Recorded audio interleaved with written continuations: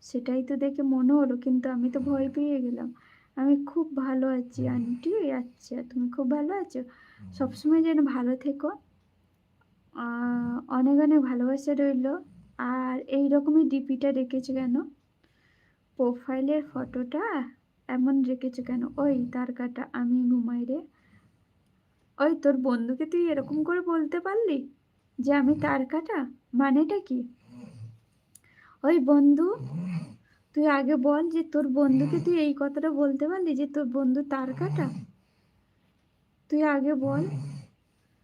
আমার দিদি লাইভে এলে এরকমই মুখটা করে আমার সামনে।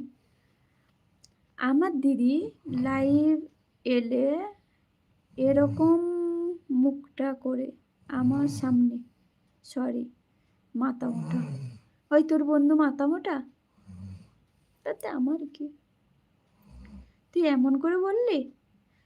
তোর বন্ধুকে তুই এমন করে বললি? আগে